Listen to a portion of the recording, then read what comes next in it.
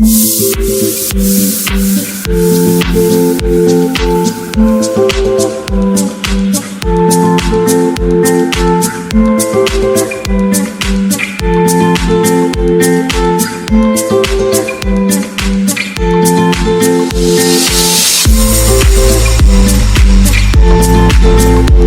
மசாலா முட்டை பொடிமாஸ் பார்க்குறதுக்கே எவ்வளோ சூப்பராக இருக்குல்ல, டேஸ்ட்டும் செம்மையாக இருக்கும்.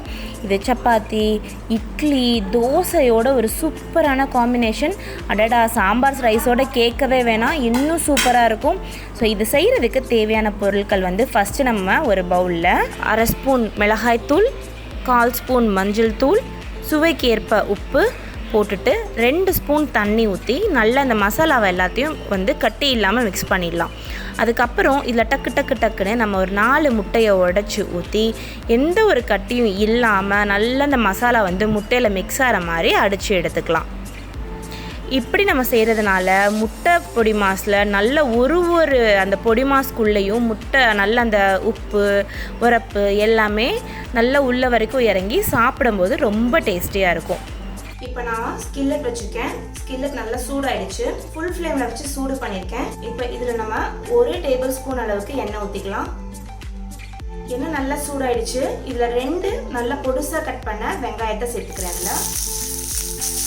நல்லா இதை லோ ஃப்ளேமில் வச்சு ஒரு 5 நிமிஷத்துக்கு வதக்கி விட்டுக்கலாம். எந்த ஒரு ரெசிபியாக இருந்தாலும் வெங்காயம் வதக்கிறது ரொம்பவே முக்கியம். வெங்காயம் நல்லா வதங்கினா மட்டும்தான் அந்த கிரேவிக்கோ இல்லை அந்த ரெசிபிக்கு டேஸ்ட் கிடைக்கும். ஸோ இப்போ வெங்காயத்தை நல்ல ஒரு ரோஸ் கலராக வர வரைக்கும் வதக்கி எடுத்துக்கணும்.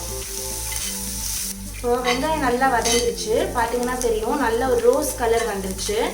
இஞ்சி பூண்டு பேஸ்ட்டு எப்பவுமே 100 கிராம் இஞ்சி 100 கிராம் பூண்டு ரெண்டத்தையும் சேர்த்து அரைச்சிட்டு நம்ம எப்பவுமே ஸ்டோர் பண்ணி வச்சுக்கலாம். அதுலேருந்து இப்போ நான் 1 ஸ்பூன் அளவுக்கு இஞ்சி பூண்டு பேஸ்ட் போட்டுக்கிறேன். இப்போ இந்த வெங்காயத்தோடு சேர்த்து இஞ்சியும் பூண்டையும் போட்டு நல்லா உங்களுக்கு இந்த பச்சை வாடை போகிற அளவுக்கு நம்ம வதக்கி எடுத்துக்கலாம். நல்லா வதக்கிக்கிட்டே இருக்கும்போது பார்த்தீங்கன்னா உங்களுக்கு தெரியும் நல்லா மிக்ஸ் ஆகிடுச்சு. எப்பவுமே நார்மலாக நம்ம நான்ஸ்டிக்கில் செய்கிறத விட இந்த மாதிரி அயன் பாத்திரத்தில் செய்யும்போது டேஸ்ட்டும் நல்லா வரும். ஃபுட்டில் இருக்க நியூட்ரிஷன்ஸும் குறையாது. இப்போ இந்த ஸ்கில்லட் உங்களுக்கு வாங்கணும் அப்படின்னா நான் டிஸ்கிரிப்ஷன் பாக்ஸில் நம்பர் கொடுத்துருக்கேன். நீங்கள் அந்த நம்பருக்கு கால் பண்ணி செக் பண்ணிக்கலாம் வாங்குறதுக்கு. இப்போ நல்லா நம்ம அதை வதக்கிட்டோம். நல்லா அப்படியே சுருள வதங்கிடுச்சு. அதே மாதிரி வெங்காயம் நல்லா சாஃப்ட் ஆகிடுச்சு பாருங்கள். இந்த அளவுக்கு நம்ம வதக்குறதுக்கு அப்புறம் இப்போ இதில் நம்ம மசாலா சேர்த்துடலாம். 1/2 ஸ்பூன் மஞ்சள் தூள், 1 ஸ்பூன் மிளகாய் தூள், சீரகத்தூள் 1 ஸ்பூன், அப்புறம் சுவைக்கு ஏற்ப உப்பு. இப்போ இது எல்லாத்தையும் போட்டு நல்லா வதக்கிடலாம். நீங்கள் இந்த கேட்கலாம், ஏன் நீங்கள் தக்காளி போடாமல் முதல்ல மசாலாவை போட்டிங்க அப்படின்னு சொல்லிட்டு. எப்பவுமே வெங்காயத்தோட ஃபஸ்ட்டு நம்ம மசாலாவை போட்டு வதக்கும் போது அந்த வெங்காயத்தில் ஒரு இனிப்புத்தன்மை இருக்கும். அது நல்லா உங்களுக்கு மேலே வரும். அப்போ நம்மளுடைய ஃபுட்டு ரொம்ப டேஸ்ட்டாக இருக்கும். ஸோ இப்போ மசாலாலாம் போட்டு நல்லா வெங்காயம் வதங்கிடுச்சு. இதில் நம்ம கொஞ்சமாக தண்ணி விட்டுக்கலாம். ஒரு 10 ml அளவுக்கு விட்டுக்கோங்க, நிறைய தேவையில்லை. இப்போ நான் ஃப்ளேம் ஸ்லோவில் வச்சுருக்கேன். இந்த மாதிரி ரொம்ப லோ ஃப்ளேமில் வச்சு வெங்காயத்தை வதக்கும் போது வெங்காயம் நல்லா வதங்கினா மட்டும்தான் இந்த மசாலா எக் பொடி மாஸ் ரொம்ப நல்லா வரும். இப்போ நல்லா வதங்கிடுச்சு. ஒரு மசாலா மாதிரி நம்மளுக்கு சேர்ந்து வந்துடுச்சு. இப்போ 2 மீடியம் சைஸ் தக்காளியை இதில் சேர்த்துக்கிறேன். நம்ம ஏற்கனவே இதில் உப்பு போட்டிருக்கோம். அதுலேயே இந்த தக்காளி நல்லா உங்களுக்கு மசிஞ்சு வந்துடும். இப்போ நான் ஃப்ளேமை ஃபுல்லாக மாற்றிக்கிறேன். மாற்றிட்டு இப்போ நல்லா இந்த தக்காளி மசிற அளவுக்கு வதக்கி எடுத்துக்கலாம்.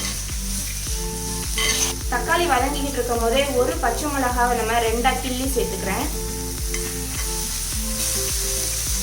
ஏற்கனவே ஒரு 10 ml தண்ணி ஊற்றிருக்கோம். இப்போ ஃப்ளேம் ஃபுல்லாக தான் இருக்குது. இன்னும் ஒரு 20 ml தண்ணி ஊற்ற போகிறேன்.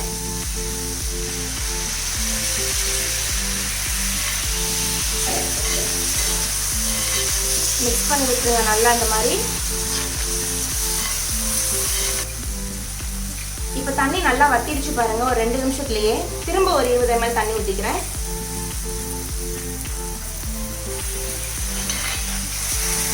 திரும்ப நல்லா மிக்ஸ் பண்ணி விட்டுடலாம். உங்களுக்கு ஒரு டவுட் வரலாம், எதுக்கு இப்படி கொஞ்சம் கொஞ்சமாக தண்ணி ஊற்றி நம்ம வதக்கணும், மொத்தமாக தண்ணி ஊற்றி வேக விட்டுறக்கூடாதா அப்படின்னு சொல்லிட்டு.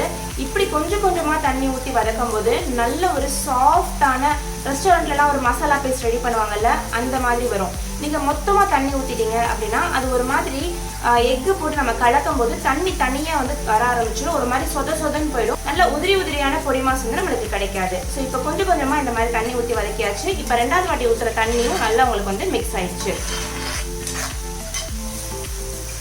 நான் ஃப்ளேமை இன்னும் ஸ்லோவில் வைக்கல, ஃபுல்லே வச்சு தான் வதக்கிக்கிட்டு இருக்கேன். நம்ம வீட்டில் முட்டை பொடிமாஸ் செய்யும்போது எப்பவுமே இந்த மாதிரி கொஞ்சம் கொஞ்சமாக தண்ணி ஊற்றி வதக்க மாட்டோம். எல்லாத்தையும் மொத்தமாக போட்டு ஒரு வதக்கி முட்டையை உடச்சி ஊற்றி கலந்து எடுத்துருவோம். ஆனால் ரெஸ்டாரண்ட்டில் ஒரு ஃபைன் ஃபினிஷ் இருக்கணும் அப்படின்றதுக்காக உங்களுக்கு எப்பவுமே இந்த மாதிரி கொஞ்சம் கொஞ்சமாக தண்ணி ஊற்றி தான் வந்து இந்த மசாலா வந்து ரெடி பண்ணுவாங்க. இப்போ நல்லா வந்து மசிஞ்சு வந்துருச்சு, உங்களுக்கே பார்த்தா தெரியும். நல்லா அந்த வெங்காயமும் தக்காளியும் சூப்பராக மசிஞ்சிருச்சு. இதில் நம்ம ஞாபகம் வச்சுக்க வேண்டிய ஒரே ஒரு விஷயம் என்ன அப்படின்னு பார்த்தீங்கன்னா, முட்டையிலையும் நம்ம கொஞ்சமாக மசாலாஸ் போட்டிருக்கோம். மிளகாய் தூள், மஞ்சள் தூள், உப்பு. அதனால இதில் அதிகமாக போட்டுறக்கூடாது. இப்போ முட்டை கலக்கும் போது உங்களுக்கு வந்து காரம் கூடிடும், உப்பு கூடிடும். அதனால இதில் வந்து பாதி மசாலா போட்டுக்கோங்க. ஏன்னா முட்டையில் பாதி நம்ம ஏற்கனவே வந்து போட்டிருக்கோம். அதனால இப்போ பாருங்க, நல்லா இந்த மாதிரி மசாலா வந்து ஒன்று சேர்ந்து வந்துருச்சு. இப்போ இதை நம்ம வந்து அடித்து வச்சுருந்தா முட்டையை ஊற்றிடலாம். இப்போ நான் வந்து ஃப்ளேமை ஸ்லோ பண்ணிவிட்டு இந்த மாதிரி ஒரு ஃபோக் கரண்டி எடுத்துக்கோங்க. உங்களோட தட்டையில் இல்லைன்னா நார்மலாக வந்து ஸ்டெயின்லெஸ் ஸ்டீலில் கூட எடுத்துகிட்டு இப்போ வந்து நம்ம இந்த மாதிரி கலக்க போகிறோம். அதாவது இப்படி முட்டை, தக்காளி, வெங்காயம் எல்லாமே வந்து அப்படியே ஒன்று சொன்னாப்புல கலந்துடணும். இந்த மாதிரி நம்ம வெங்காயம் வதக்கும் போது கொஞ்சமாக எண்ணெய் ஊற்றிருந்தோம். தேவைப்படுதுன்னா கொஞ்சமாக எண்ணெய் ஊற்றிக்கோங்க. நான் இப்போ 1 ஸ்பூன் எண்ணெய் ஊற்றிருக்கேன் எக்ஸ்ட்ராவாக.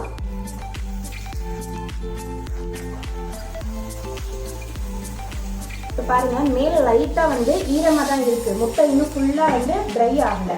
ஆனால் நான் இப்போ வந்து ஸ்டவ்வை ஆஃப் பண்ணிடுறேன். இந்த பாத்திரத்தில் இருக்க சூட்லேயே வந்து உங்களுக்கு முட்டை நல்லா வந்து வெந்து வந்துடும். இப்போ ஃப்ளேம் நல்லா ஆஃப் பண்ணதுக்கப்புறமும் பாருங்கள், நல்லா உதிரியாக வந்துடுச்சு. சூப்பராக ரெடி ஆயிடுச்சு. இப்போ இதுக்கு மேலே நம்ம கொஞ்சமாக கொத்தமல்லி தனியை தூவிடலாம். இந்த மாதிரி அயன் ஸ்கில்லட்டில் செய்யும்போது போஸ்ட் குக்கிங் வந்து ரொம்ப நேரம் ஆகும். இப்போ நம்ம ஸ்டவ் ஆஃப் பண்ணதுக்கப்புறம் கூட நல்லா வந்து உங்களுக்கு குக் ஆகிட்டே இருக்குது. சூப்பரான மசாலா எக் புர்ஜி, அதாவது மசாலா எக் பொடிமாஸ் ரெடி ஆயிடுச்சு. ஒரு பிளேட்டில் சர்வ் பண்ணிடலாம்.